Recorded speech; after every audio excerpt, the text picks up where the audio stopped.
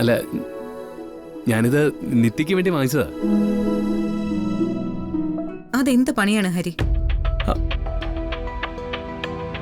നിത്യക്ക് ഇങ്ങനെ ഹരി ഒരു സമ്മാനം വാങ്ങിച്ചു കൊടുക്കുന്നത് ശരിയായിട്ടുള്ളൊരു കാര്യമാണെന്നാണോ തോന്നുന്നത്? അല്ല, ഞങ്ങൾ ഇത് അനുവദിച്ചു തരുമെന്ന് ഹരിക്ക് തോന്നുന്നുണ്ടോ? സോറി ആൻറ്റി, ഞാൻ അങ്ങനെയൊന്നും കരുതിയില്ല. സോറി, ഞാൻ പോയേക്കാം. അതെ, അവിടെ നിന്ന്.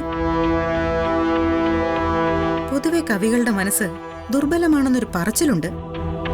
അതൊറ്റയടിക്കങ്ങ് തെളിയിച്ചു കളഞ്ഞല്ലോ. ഞാൻ ചുമ്മാ പറഞ്ഞതാ എന്റെ മോനെ. അയ്യോ. ആ സുജാതെ, നിത്യമോളെ വിളിക്ക്. കവിയും ആരാധികയും തമ്മിലുള്ള ഈ ഏർപ്പാട് നേരിട്ടായിക്കോട്ടെ. മോളെ നിത്യ, ഒന്നിങ്ങ് വന്നേ. ആ വരുന്നമേ.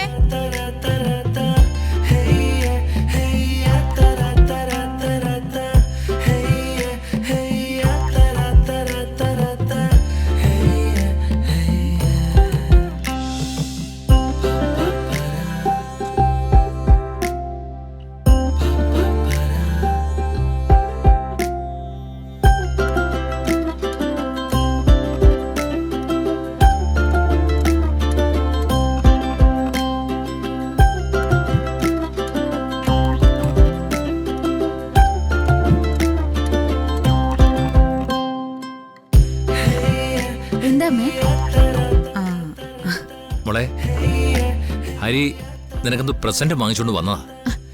ഈശ്വര, അയ്യോ ഹരി, ഞാൻ പറഞ്ഞത് സീരിയസ് ആയിട്ട് എടുത്തോ? രഘുവേട്ടാ, അപ്പൊ പ്രസന്റ് അല്ല, ആഗ്രഹം പറഞ്ഞിട്ടാ. ഒന്ന് ചുമ്മാതിരിക്കമ്മേ. ഞങ്ങള് വെറുതെ തമാശക്ക് പറഞ്ഞോണ്ടിരുന്നപ്പോ.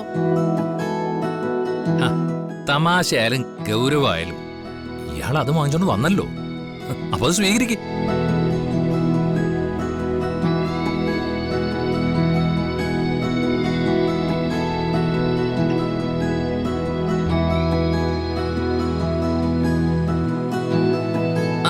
നിക്ക് നിക്ക് നിക്ക്. ആദ്യം സമ്മാനം എന്താന്ന് ഞങ്ങൾക്ക് കൂടി ഒന്ന് അറിയണം. അത് കഴിഞ്ഞിട്ട് മതി കൈമാറ്റം. അയ്യോ അങ്ങളെ, ഞാൻ വെറുതെ. അതങ്ങ് തുറക്ക് ഹരി, ഞങ്ങളും ഒന്ന് കാണട്ടെ.